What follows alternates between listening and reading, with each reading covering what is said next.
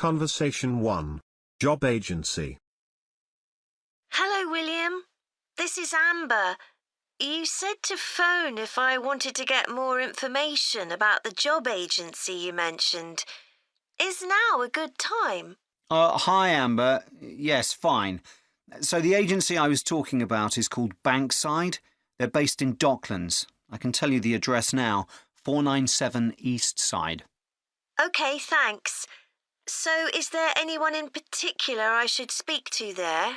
The agent I always deal with is called Becky Jameson. Let me write that down. Becky... Jameson. Jameson.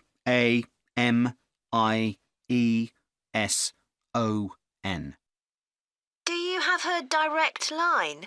Yes, it's in my contacts somewhere. Right, here we are.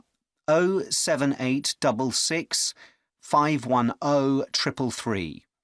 I wouldn't call her until the afternoon if I were you. She's always really busy in the morning trying to fill last-minute vacancies. She's really helpful and friendly, so I'm sure it would be worth getting in touch with her for an informal chat. It's mainly clerical and admin jobs they deal with, isn't it? That's right. I know you're hoping to find a full-time job in the media eventually, but Becky mostly recruits temporary staff for the finance sector, which will look good on your CV, and generally pays better too. Yeah, I'm just a bit worried because I don't have much office experience. I wouldn't worry.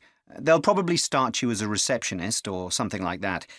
So what's important for that kind of job isn't so much having business skills or knowing lots of different computer systems, it's communication that really matters, so you'd be fine there.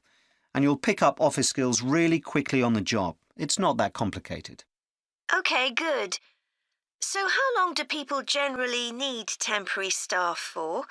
It would be great if I could get something lasting at least a month. That shouldn't be too difficult. But you're more likely to be offered something for a week at first, which might get extended. It's unusual to be sent somewhere for just a day or two. Right. I've heard the pay isn't too bad. Better than working in a shop or a restaurant. Oh, yes, definitely. The hourly rate is about £10, $11 if you're lucky. That's pretty good. I was only expecting to get £8 or £9 an hour. Do you want me to tell you anything about the registration process? Yes, please. I know you have to have an interview. The interview usually takes about an hour, and you should arrange that about a week in advance. I suppose I should dress smartly if it's for office work. I can probably borrow a suit from Mum. Good idea. It's better to look too smart than too casual. Will I need to bring copies of my exam certificates or anything like that? No, they don't need to see those, I don't think. What about my passport? Oh, yes, they will ask to see that. OK. I wouldn't get stressed about the interview, though. It's just a chance for them to build a relationship with you, so they can try and match you to a job which you'll like. So there are questions about personality that they always ask candidates, fairly basic ones. And they probably won't ask anything too difficult, like what your plans are for the future. Hope not. Anyway, there are lots of benefits to using an agency. For example, the interview will be useful because they'll give you feedback on your performance so you can improve next time.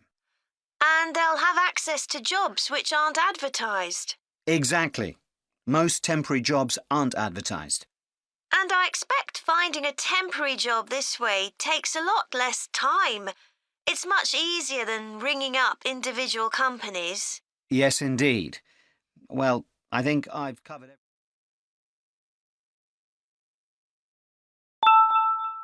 Conversation 2. Birth order. Ed, how are you getting on with the reading for our presentation next week? Well, OK, Ruth, but there's so much of it. I know. I hadn't realised birth order was such a popular area of research. But the stuff on birth order and personality is mostly unreliable. From what I've been reading, a lot of the claims about how your position in the family determines certain personality traits are just stereotypes, with no robust evidence to support them. OK, but that's an interesting point. We could start by outlining what previous research has shown. There are studies going back over 100 years. Yeah, so we could just run through some of the typical traits, Like the consensus seems to be that oldest children are generally less well adjusted because they never get over the arrival of a younger sibling. Right, but on a positive note, some studies claim that they were thought to be good at nurturing. Certainly in the past, when people had large families, they would have been expected to look after the younger ones. There isn't such a clear picture for middle children, but one trait that a lot of the studies mention is that they are easier to get on with than older or younger siblings. Generally eager to please and helpful, although that's certainly not accurate as far as my family goes. My middle brother was a nightmare, always causing fights and envious of whatever I had. As I said, none of this seems to relate to my own experience. I'm the youngest in my family, and I don't recognise myself in any of the studies I've read about. I'm supposed to have been a sociable and confident child who made friends easily, but I was actually terribly shy. Really? That's funny. There have been hundreds of studies on twins, but mostly about nurture versus nature. There was one on personality which said that a twin is likely to be quite shy in social situations because they always have their twin around to depend on for support. My cousins were like that when they were small. They were only interested in each other and found it hard to engage with other kids. They're fine now, though. Only children have had a really bad press. A lot of studies have branded them as loners who think the world revolves around them because they've never had to fight for their parents' attention. That does seem a bit harsh. One category I hadn't considered before was children with much older siblings. A couple of studies mentioned that these children grow up more quickly and are expected to do basic things for themselves, like getting dressed. I can see how that might be true, although I expect they're sometimes the exact opposite, playing the baby role and clamouring for special treatment. What was the problem with most of these studies, do you think?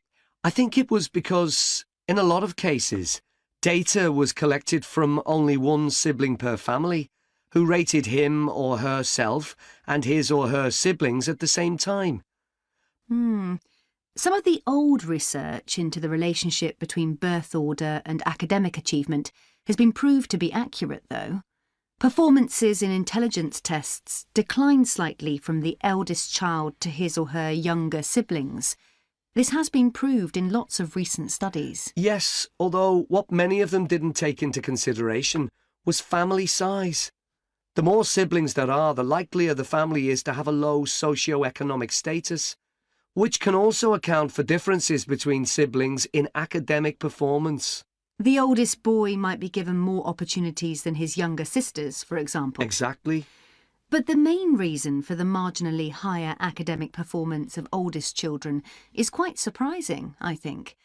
It's not only that they benefit intellectually from extra attention at a young age, which is what I would have expected. It's that they benefit from being teachers for their younger siblings by verbalising processes. Right. And this gives them status and confidence, which again contributes in a small way to better performance. So, would you say sibling rivalry has been a useful thing for you? I think so. My younger brother was incredibly annoying, and we fought a lot. But I think this has made me a stronger person. I know how to defend myself. We had some terrible arguments, and I would have died rather than apologise to him. But we had to put up with each other, and most of the time we coexisted amicably enough. Yes, my situation was pretty similar. But I don't think having two older brothers made me any less selfish. I was never prepared to let my brothers use any of my stuff. That's perfectly normal, whereas sometimes... Conversation 3. The Festival. Good morning. You're through to the Tourist Information Office. Tim speaking. How can I help you? Oh, hello. Could you give me some information about next month's festival, please? My family and I will be staying in the town that week. Of course. Well, it starts with a concert on the afternoon of the 17th. Oh, I heard about that. The orchestra and singers come from the USA, don't they? They're from Canada. They're very popular over there. They're going to perform a number of well-known pieces that will appeal to children as well as adults. That sounds good. My whole family are interested in music. The next day, the 18th, there's a performance by a ballet company called Eustatis. Sorry? The name is spelt E-U-S-T-A-T-I-S.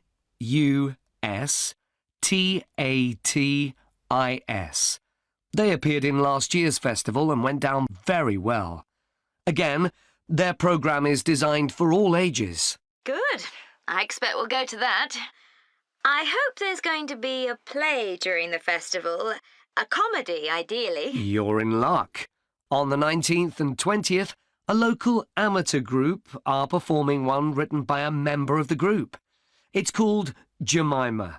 That'll be on in the town hall. They've already performed it 2 or 3 times. I haven't seen it myself, but the review in the local paper was very good. And is it suitable for children? Yes. In fact, it's aimed more at children than at adults. So both performances are in the afternoon. And what about dance? Will there be any performances? Yes, also on the 20th, but in the evening. A professional company is putting on a show of modern pieces with electronic music by young composers. Uh-huh. The show is about how people communicate, or fail to communicate with each other, so it's got the rather strange name, Chat. I suppose that's because that's something we do both face-to-face and online. That's right. Now, there are also some workshops and other activities. They'll all take place at least once every day, so everyone who wants to take part will have a chance. Good. We're particularly interested in cookery. You don't happen to have a cookery workshop, do you? We certainly do. It's going to focus on how to make food part of a healthy lifestyle. And it'll show that even sweet things like cakes can contain much less sugar than they usually do. That might be worth going to. We're trying to encourage our children to cook. Another workshop is just for children, and that's on creating posters to reflect the history of the town. The aim is to make children aware of how both the town and people's lives have changed over the centuries. The results will be exhibited in the community centre. Then, the other workshop is in toy making, and that's for adults only. Oh, why's that?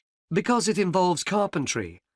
Participants will be making toys out of wood, so there'll be a lot of sharp chisels and other tools around. It makes sense to keep children away from it. Exactly. Now, let me tell you about some of the outdoor activities.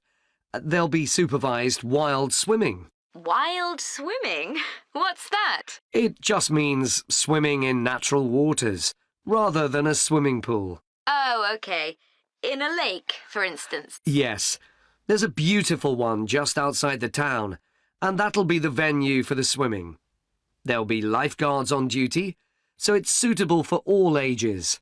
And finally, there'll be a walk in some nearby woods every day. The leader is an expert on insects. He'll show some that live in the woods and how important they are for the environment. So there are going to be all sorts of different things to do during the festival. There certainly are. If you'd like to read about how the preparations for the festival are going, the festival organizer is keeping a blog. Just search online for the festival website, and you'll find it. Well, thank you very much for all the information. You're welcome. Goodbye. Goodbye. Conversation 4. British Life and Literature. OK, Graham, so let's check we both know what we're supposed to be doing. OK. So, for the university's open day, we have to plan a display on British life and literature in the mid-19th century. That's right. But we'll have some people to help us find the materials and set it up, remember? For the moment, we just need to plan it. Good. So, have you gathered who's expected to come and see the display? Is it for the people studying English or students from other departments? I'm not clear about it. Nor me. That was how it used to be, but it didn't attract many people, so this year it's going to be part of an open day to raise the university's profile. It'll be publicised in the city to encourage people to come and find out something of what goes on here. And it's included in the information that's sent to people who are considering applying to study here next year. Presumably, some current students and lecturers will come? I would imagine so. But we've been told to concentrate on the other categories of people. Right. We don't have to cover the whole range of 19th century literature, do we? No, it's entirely up to us. I suggest just using Charles Dickens. That's a good idea. Most people have heard of him and have probably read some of his novels or seen films based on them. So that's a good lead-in to life in his time. Exactly. And his novels show the awful conditions that most people had to live in, don't they? He wanted to shock people into doing something about it. Did he do any campaigning other than writing? Yes, he campaigned for education and other social reforms and gave talks. But I'm inclined to ignore that and focus on the novels. Yes, I agree. OK, so now shall we think about a topic linked to each novel? Yes, I've printed out a list of Dickens's novels in the order they were published, in the hope you'd agree to focus on him. You're lucky I did agree. Let's have a look. OK, the first was The Pickwick Papers, published in 1836. It was very successful when it came out, wasn't it? And was adapted for the theatre straight away. There's an interesting point, though, that there's a character who keeps falling asleep, and that medical condition was named after the book, Pickwickian syndrome. Oh, so why don't we use that as the topic and include some quotations from the novel? Right. Next is Oliver Twist. Mm-hmm. There's a lot in the novel about poverty, but maybe something less obvious. Well, Oliver is taught how to steal, isn't he? We could use that to illustrate the fact that very few children went to school, particularly not poor children, so they learnt in other ways. Good idea. What's next? Maybe Nicholas Nickleby? Actually, he taught in a really cruel school, didn't he? That's right. But there's also the company of touring actors that Nicholas joins. We could do something on theatres and other amusements of the time. We don't want only the bad things, do we? OK. What about Martin Chuzzlewit? He goes to the USA, doesn't he? Yes.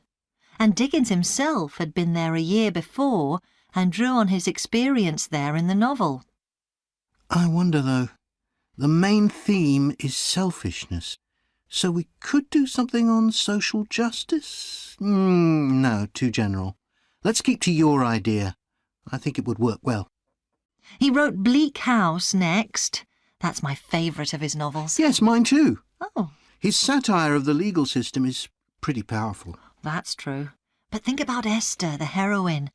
As a child, she lives with someone she doesn't know is her aunt, who treats her very badly. Then she's very happy living with her guardian, and he puts her in charge of the household. And at the end, she gets married, and her guardian gives her and her husband a house, where, of course, they're very happy. Yes, I like that. What shall we take next? Little Dorrit?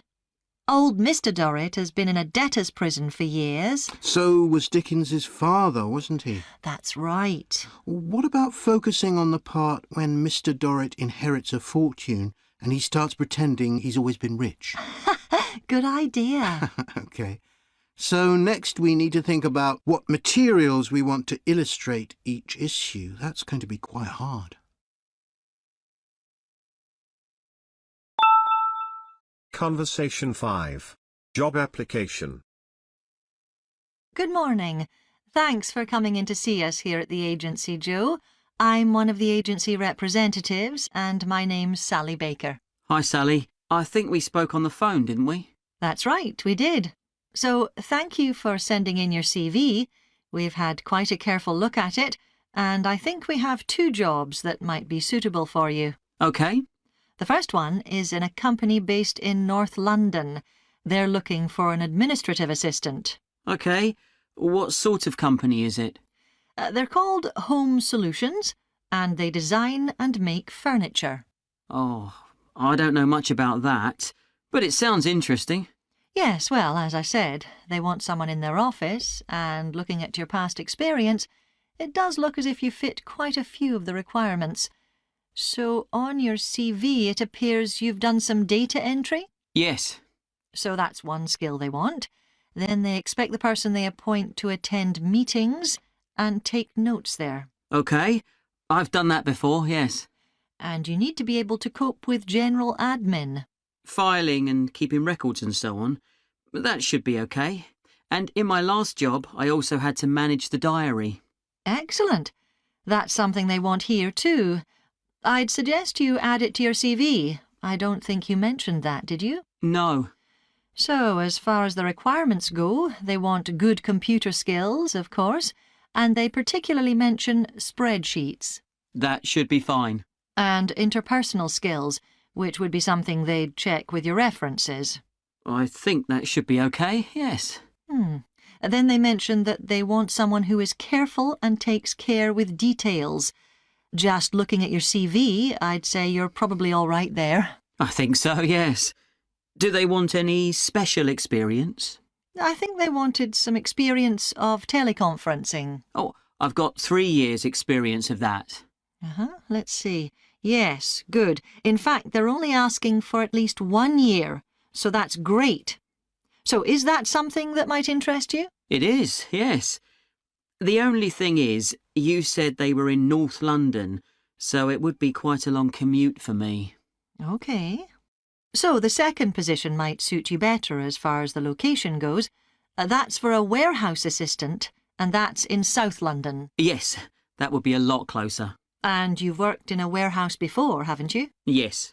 So as far as the responsibilities for this position go, they want someone who could manage the stock, obviously, and also deliveries. That should be OK. You've got to keep track of stuff, but I've always been quite good with numbers. Good. That's their first requirement. And they want someone who's computer literate, which we know you are. Sure. Then they mention organisational skills. They want someone who's well organised. Yes, I think I am. And tidy? Yes, they go together really, don't they? Sure. Then the usual stuff. They want someone who can communicate well, both orally and in writing. OK. And for the last warehouse job I had, one of the things I enjoyed most was being part of a team. I found that was really essential for the job. Excellent. Yes, they do mention that they want someone who's used to that, yes. Now, when you were working in a warehouse last time, what sorts of items were you dealing with? It was mostly bathroom and kitchen equipment, sinks and stoves and fridges. So you're OK moving heavy things? Sure. I'm quite strong, and I've had the training. Good. Now, as far as experience goes, they mention they want someone with a licence and that you have experience of driving in London, so you can cope with the traffic and so on. Yes, no problem. And you've got experience of warehouse work. And the final thing they mention is customer service. I think, looking at your CV, you're OK there. Right. So, what about pay? Can you tell me a bit more about that, please? Conversation 6. Street play scheme. My guest on the show today is Alice Riches, who started the street play scheme where she lives in Beechwood Road. For those of you that don't already know, street play involves local residents closing off their street for a few hours so that children have a chance to play in the streets safely. She started it in her own street, Beechwood Road, and the idea caught on. And there are now street play schemes all over the city. So when did you actually start the scheme, Alice? Well, I first had the idea when my oldest child was still a toddler. So that's about 6 years ago now. But it took at least 2 years of campaigning before we were actually able to make it happen. So the scheme's been up and running for 3 years now. We'd love to be able to close our road for longer, for the whole weekend, from Saturday morning until Sunday evening, for example. At the moment, it's just once a week.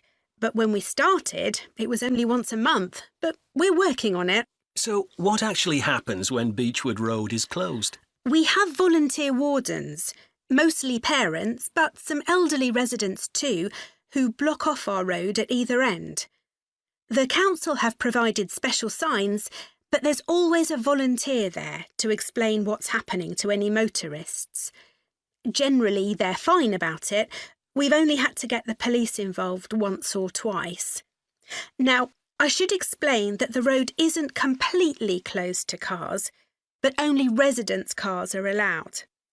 If people really need to get in or out of Beechwood Road, it's not a problem as long as they drive at under 20 kilometres per hour. But most people just decide not to use their cars during this time, or they park in another street. The wardens are only there to stop through traffic. So, can anyone apply to get involved in street play? Absolutely. We want to include all kids in the city, especially those who live on busy roads. It's here that demand is greatest. Obviously, there isn't such demand in wealthier areas where the children have access to parks or large gardens, or in the suburbs where there are usually more places for children to play outside. I'd recommend that anyone listening who likes the idea should just give it a go.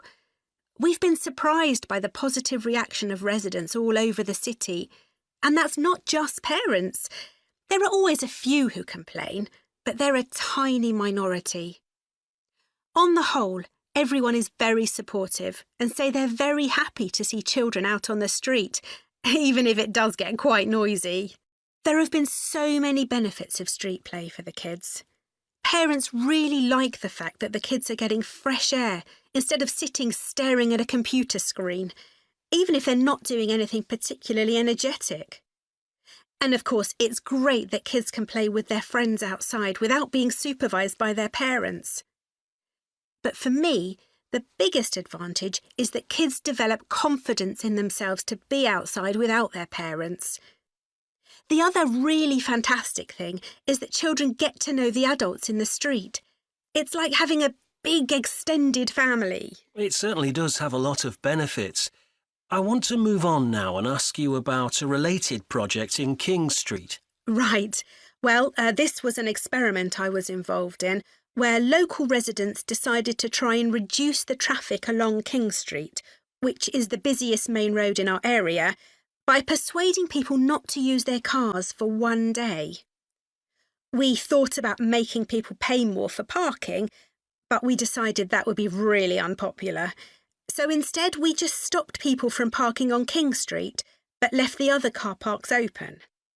It was surprising how much of a difference all this made. As we'd predicted, air quality was significantly better.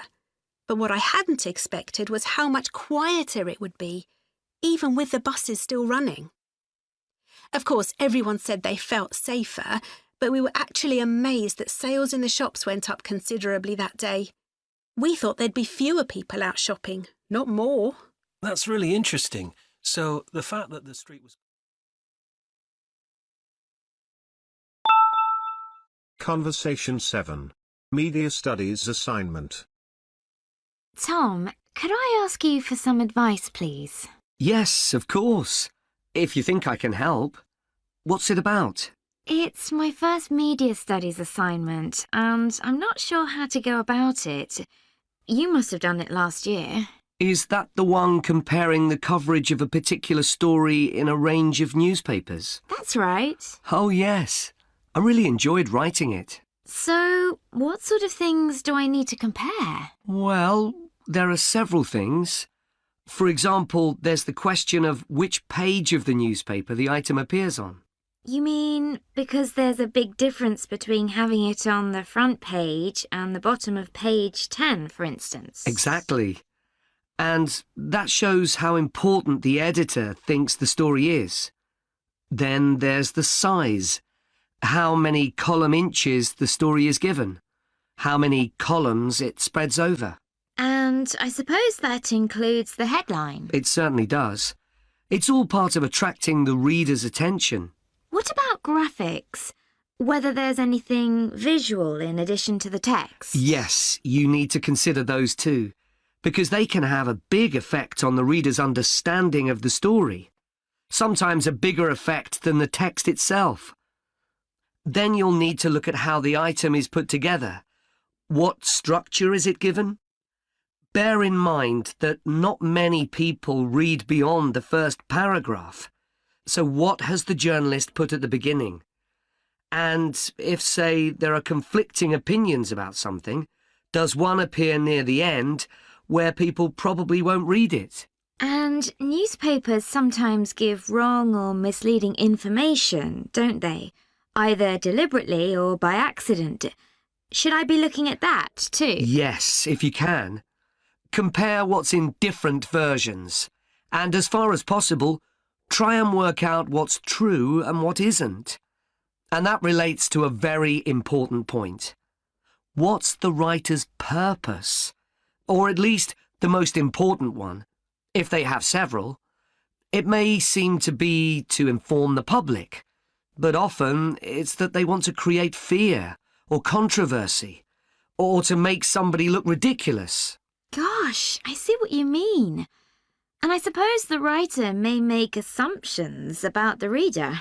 That's right. About their knowledge of the subject, their attitudes, and their level of education, which means writing so that the readers understand without feeling patronised. All of that will make a difference to how the story is presented. Does it matter what type of story I write about? No. National or international politics, the arts, anything, as long as it's covered in 2 or 3 newspapers. Though, of course, it'll be easier and more fun if it's something you're interested in and know something about. And on that basis, a national news item would be worth analysing. I'm quite keen on politics, so I'll try and find a suitable topic. What did you choose for your analysis, Tom? I was interested in how newspapers expressed their opinions explicitly. So I wanted to compare editorials in different papers, but when I started looking, I couldn't find 2 on the same topic that I felt like analysing. In that case, I won't even bother to look. So in the end, I chose a human interest story, a terribly emotional story about a young girl who was very ill, and lots of other people, mostly strangers, raised money so she could go abroad for treatment. Actually, I was surprised. Some papers just wrote about how wonderful everyone was, but others considered the broader picture, like why treatment wasn't available here. I usually find stories like that raise quite strong feelings in me. I'll avoid that. Perhaps I'll choose an arts topic, like different reviews of a film or something about funding for the arts. I'll think about that. Yes, that might be interesting. OK, well, thanks a lot for your help, Tom. It's been really useful. You're welcome. Good luck with the assignment, Hazel. Conversation 8. Train journey. Hello. Do you mind if I ask you some questions about your journey today? We're doing a customer satisfaction survey. Yes, OK. I've got about 10 minutes before my train home leaves. I'm on a day trip. Great, thank you. So, first of all, could you tell me your name? It's Sophie Bird. Thank you. And would you mind telling me what you do? I'm a journalist. Oh, really? That must be interesting. Yes, it is. So, was the reason for your visit here today work? Actually, it's my day off. I came here to do some shopping. Oh, right. But I do sometimes come here for work. OK. Now, I'd like to ask some questions about your journey today, if that's OK. Yes, no problem. Right. So, can you tell me which station you're travelling back to? Stormforth, where I live. Can I just check the spelling? Staunfirth?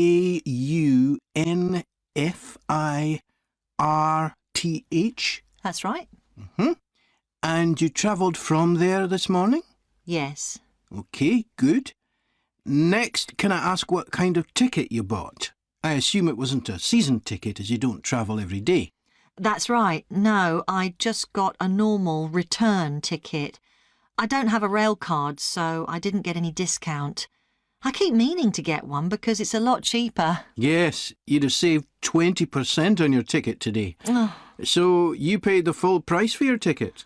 I paid £23.70. OK. Do you think that's good value for money? Not really. I think it's too much for a journey that only takes 45 minutes. Yes, that's one of the main complaints we get. So you didn't buy your ticket in advance? No. I know it's cheaper if you buy a week in advance, but I didn't know I was coming then. I know. You can't always plan ahead. So, did you buy it this morning? No, it was yesterday. Right. And do you usually buy your tickets at the station? Well, I do usually, but the ticket office closes early and I hate using ticket machines. I think ticket offices should be open for longer hours. There's always a queue for the machines and they're often out of order. A lot of customers are saying the same thing. So, to answer your question, I got an e-ticket online. OK, thank you. Now, I'd like to ask you about your satisfaction with your journey. So what would you say you were most satisfied with today? Well, I like the Wi-Fi on the train. It's improved a lot. It makes it easier for me to work if I want to. That's the first time today anyone's mentioned that. Oh. It's good to get some positive feedback on that. Mm. And is there anything you weren't satisfied with? Well, normally the trains run on time and are pretty reliable, but today there was a delay. The train was about 15 minutes behind schedule. OK, I'll put that down. Now, I'd also like to ask about the facilities at the station. You've probably noticed that the whole station's been upgraded. What are you most satisfied with? I think the best thing is that they've improved the amount of information about train times, etc. that's given to passengers. It's much clearer. Before, there was only one board and I couldn't always see it properly, which was frustrating. That's good. And is there anything you're not satisfied with? Let's see. I think things have generally improved a lot. The trains are much more modern and I like the new cafe.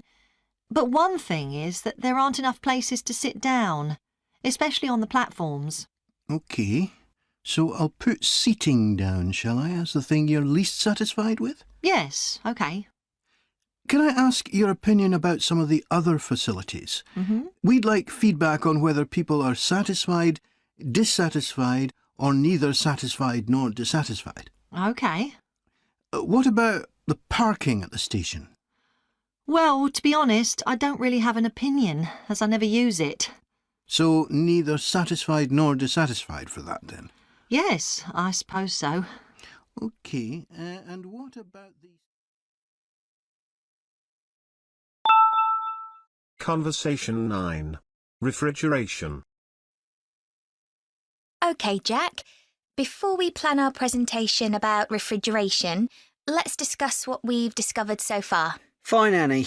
Though I have to admit I haven't done much research yet. Nor me. But I found an interesting article about ice houses.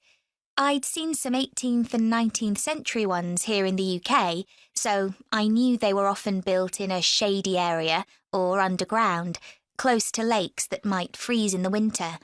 Then blocks of ice could be cut and stored in the ice house. But I didn't realise that insulating the blocks with straw or sawdust meant they didn't melt for months. The ancient Romans had refrigeration too. I didn't know that. Yes, pits were dug in the ground and snow was imported from the mountains, even though they were at quite a distance. The snow was stored in the pits. Ice formed at the bottom of it. Both the ice and the snow were then sold. The ice cost more than the snow, and my guess is that only the wealthy members of society could afford it. I wouldn't be surprised. I also came across an article about modern domestic fridges. Several different technologies are used, but they were too complex for me to understand. You have to wonder what happens when people get rid of old ones. You mean because the gases in them are harmful for the environment? Exactly. At least there are now plenty of organisations that will recycle most of the components safely. But of course, some people just dump old fridges in the countryside. It's hard to see how they can be stopped, unfortunately. In the UK, we get rid of 3 million a year altogether. That sounds a lot, especially because fridges hardly ever break down. That's right. In this country, we keep domestic fridges for 11 years on average, and a lot lasts for 20 or more. So if you divide the cost by the number of years you can use a fridge, they're not expensive, compared with some household appliances. True. I suppose manufacturers encourage people to spend more by making them different colours and designs.